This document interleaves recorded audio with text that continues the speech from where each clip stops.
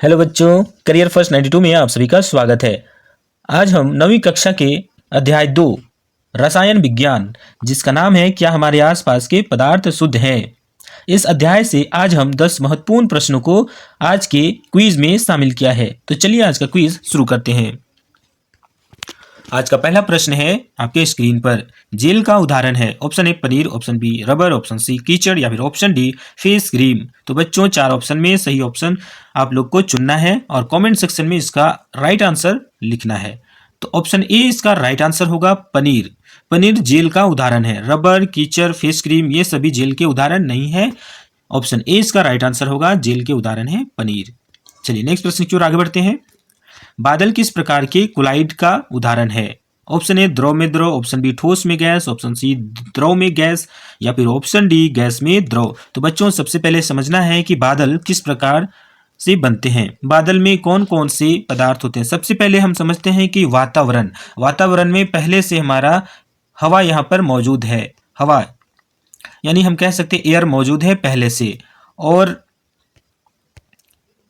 वातावरण में हवा पहले से है। और इस प्रकार जो जल होता है वाष्प के रूप में एंट्री करता है, और जैसे जैसे इसका घनत्व बढ़ता जाता है बादल का आकार बनता जाता है, और बहुत ज़्यादा डेंसिटी हो जाने पर यह वर्षा का रूप ले लेता है। तो यहाँ पर समझ रहे हैं कि वातावरण में पहले से हवा मौजूद है। हवा यानी गैस के रूप में होता है, और दूसरा जल जो द्रव है। तो यहाँ पे समझना है कि जो हमारा गैस है, हवा है, वातावरण में अधिक मात्रा में है और जल कम मात्रा में है। तो कम मात्रा में होगा वो विलय होगा, और अधिक मात्रा में जो होता है वो विलायक होता है। तो बादल किस प्रकार के कोलाइड का उदाहरण है? तो अधिक मात्रा में गैस होता है और कम मात्रा में द्रव होता है, जल होता है। तो हम कह सकते हैं कि जो बादल है वो गैस में द्रव का उदाहरण है। तो ऑप्शन डी इसका राइट आंसर होगा। चलिए नेक्स्ट प्रश्न की ओर आगे बढ़ते हैं। निम्न में कौन टिंडल प्रभाव को प्रदर्शित करेगा? टिंडल प्रभाव क्या होता है सबसे पहले आप लोगों को समझना है। टिंडल प्रभाव जैसे हम देखते हैं, कभी अगर पुराना मकान आप लोग देखे होंगे, खपड़ा वाला घर, तो घर का जो रोशनदान भी समझ सकते हैं, वेंटिलेटर समझ सकते हैं। वहाँ से जब प्रकाश घर के अंदर प्रवेश करता है तो धूल कण होते हैं, वो धूल कण दिखाई पड़ने लगते हैं।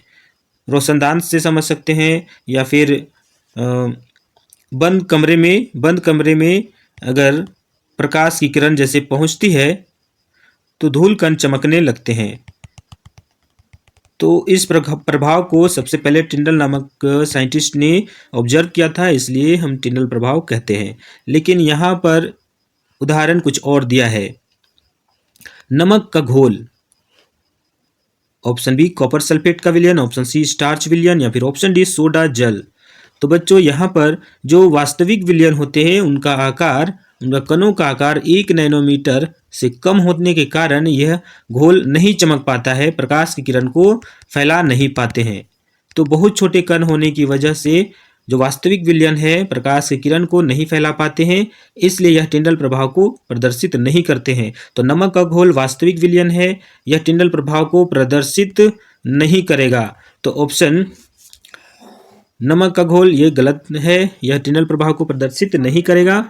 कॉपर सल्फेट का विलयन ये भी वास्तविक विलयन है, ये भी क्या करेगा, टिंडल प्रभाव को प्रदर्शित नहीं करेगा, क्योंकि कणों का आकार बहुत छोटा होता है। और नेक्स्ट है सोडा जल भी वास्तविक विलयन का उदाहरण है। तो ये भी टिंडल प्रभाव को प्रदर्शित नहीं करेगा, क्योंकि इनका साइज जो होता है 1 नैनोमीटर से कम होता है। बहुत छोटा साइज होने की वजह से टिंडल प्रभाव को ये प्रदर्शित नहीं करता है। लेकिन जो कोलाइडी विलयन स्टार्च या हम दूध भी कह सकते हैं, दूध भी हमारा कोलाइडी विलयन का उदाहरण है। तो इसमें कणों का साइज क्या होता है, थोड़ा ज़्यादा होता है, 1 नैनोमीटर से 1000 नैनोमीटर के बीच होता है, जिसके वजह से यह कणों को प्रकाश की किरणों को फैला देते हैं। तो यह टिंडल प्रभाव को प्रदर्शित करता है। तो ऑप्शन सी इसका राइट आंसर होगा, टिंडल प्रभाव को प्रदर्शित करता है। नेक्स्ट प्रश्न है, विलयन में परिक्षेपित कणों का आकार होता है। ऑप्शन ए 1 नैनोमीटर से कम, ऑप्शन बी 1 नैनोमीटर से 1000 नैनोमीटर के बीच, ऑप्शन सी 1000 नैनोमीटर से अधिक, या फिर ऑप्शन डी इनमें से कोई नहीं। तो विलयन में परिक्षेपित कणों का आकार होता है। सबसे पहले समझना है परिक्षेपित कण क्या होते हैं। तो विलयन में दो घटक होते हैं विलयन के, एक होता है विलय और दूसरा होता है विलायक। विलय और विलायक, विलय कम मात्रा में होता है और विलायक अधिक मात्रा में होते हैं। जो कम मात्रा में परिक्षेपित कण, इसी के बारे में कहा जा रहा है कि जो विलय है उसमें कणों का आकार विलयन। अब विलयन को समझते हैं कि जो विलयन है वास्तविक विलयन के बारे में बात कर रहा है। तो वास्तविक विलयन में कणों का आकार 1 नैनोमीटर से कम होता है। तो विलयन में परिक्षेपित कणों का आकार क्या होगा, 1 नैनोमीटर से कम होगा। ऑप्शन ए इसका राइट आंसर होगा। चलिए नेक्स्ट प्रश्न की ओर आगे बढ़ते हैं। कुलाइड में परिक्षेपित कणों का आकार होता है। ऑप्शन ए 1 नैनोमीटर से कम, ऑप्शन बी 1 नैनोमीटर से 1000 नैनोमीटर के बीच, ऑप्शन सी 1000 नैनोमीटर से अधिक, या फिर ऑप्शन डी इनमें से कोई नहीं। तो कुलाइड में परिक्षेपित कणों का आकार यानी जो विलय है, विलय का साइज क्या होता है। जो विलय पदार्थ होते हैं, सॉल्यूट होते हैं, उनका आकार क्या होता है, साइज क्या होता है। तो बच्चों 1 नैनोमीटर से कम होता है विलयन में विलय पदार्थ का आकार, और कोलाइडल विलयन में होता है 1 नैनोमीटर से 1000 नैनोमीटर के बीच। तो ऑप्शन बी इसका राइट आंसर होगा। कोलाइड में परिक्षेपित कणों का आकार 1 नैनोमीटर से 1000 नैनोमीटर के बीच होता है। ऑप्शन बी इसका राइट आंसर होगा।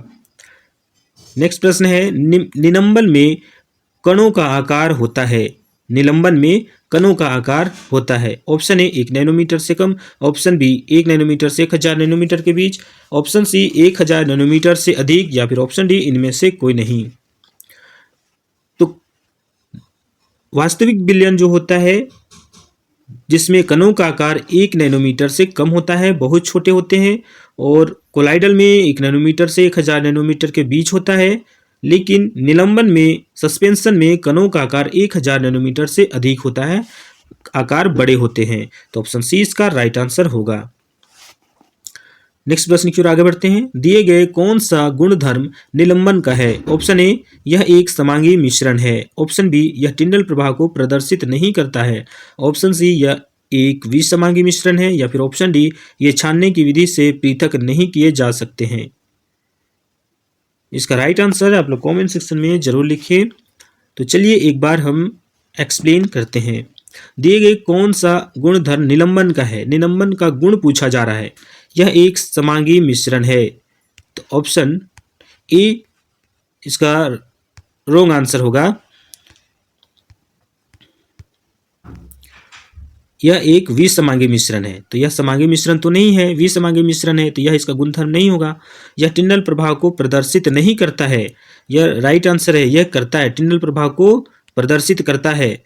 तो यहाँ पर ये टिंडल प्रभाव को प्रदर्शित करता है। तो यहाँ पूछा जा रहा है गुणधर्म है, तो यह टिंडल प्रभाव को प्रदर्शित नहीं करता है।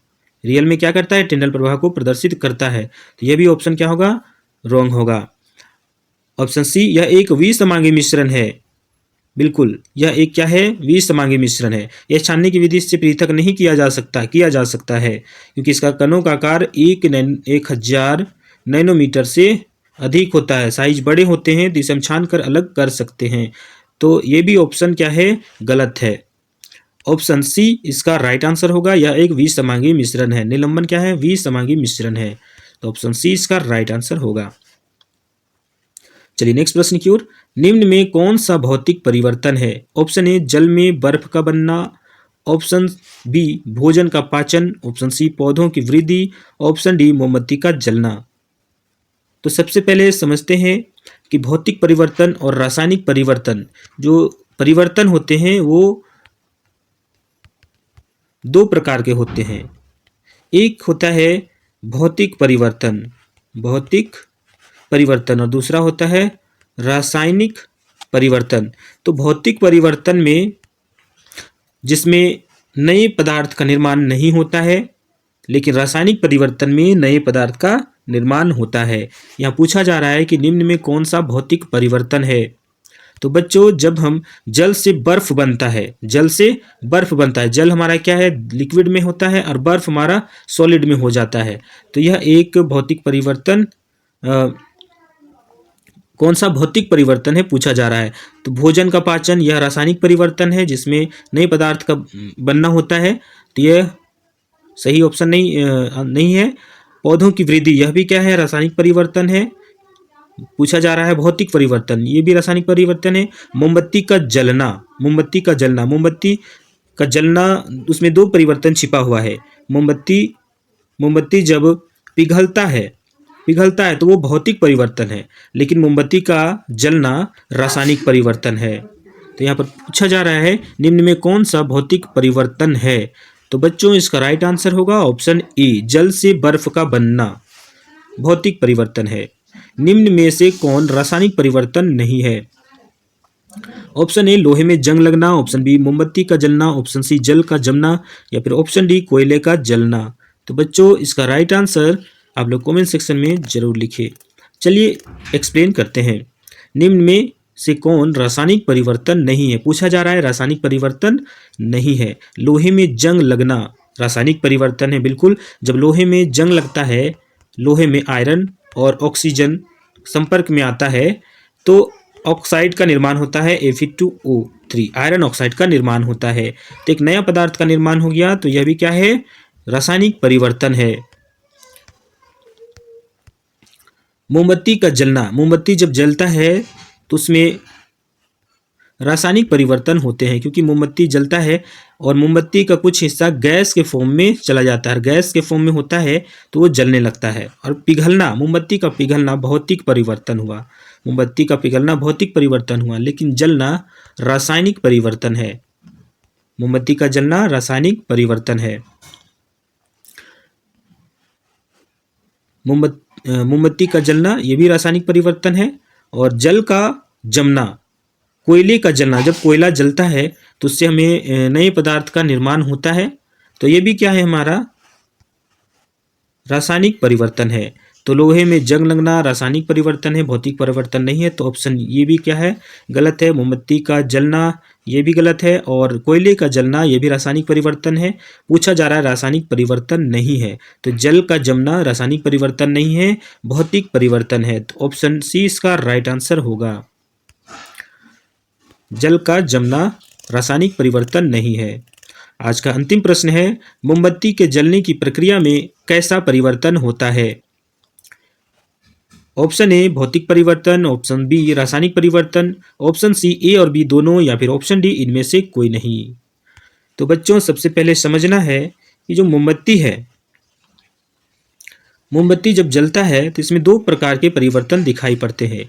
सबसे पहले जो मोमबत्ती पिघलता है, पिघल करके नीचे गिरता है, तो बदले में हमें वैक्स ही मिलता है। जो मोमबत्ती जो बना है मोम, वही पदार्थ हमें वापस मिलता है। इसलिए यह क्या है, भौतिक परिवर्तन हुआ। भौतिक परिवर्तन, मोमबत्ती का पिघलना भौतिक परिवर्तन हुआ। लेकिन ये जो मोमबत्ती यहाँ जल रहा है, इसमें जो मोमबत्ती का कुछ हिस्सा है मोम का, वो गैस के रूप में चला जाता है। हीट होता है तो गैस के रूप में चेंज हो जाता है। अब गैसियस अवस्था में गया है तो ये क्या करता है, ईंधन के रूप में जलना शुरू कर देता है।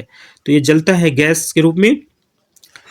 तो यह हमारा क्या हो गया, रासायनिक परिवर्तन हो गया। रासायनिक परिवर्तन हो गया। तो मोमबत्ती का पिघलना भौतिक परिवर्तन हुआ, और मोमबत्ती का जलना क्या हो गया, रासायनिक परिवर्तन हो गया। रासायनिक परिवर्तन हो गया। तो दोनों परिवर्तन यहाँ पर देखने को मिल रहा है, भौतिक परिवर्तन और रासायनिक परिवर्तन। तो ऑप्शन बी इसका राइट आंसर होगा। मोमबत्ती के जलने की प्रक्रिया में कैसा परिवर्तन होता है, तो ए और बी दोनों इसका राइट आंसर होगा। भौतिक परिवर्तन भी होता है और रासायनिक परिवर्तन भी होता है। ऑप्शन सी इसका राइट आंसर होगा। तो बच्चों, आज का क्विज यहीं पर समाप्त होता है। आप लोग कमेंट सेक्शन में बताएं कि आप लोगों ने 10 प्रश्नों में कितना सही जवाब दिया है। मिलते हैं नेक्स्ट क्विज में, तब तक के लिए पढ़ते रहिए। जय हिंद, जय झारखंड।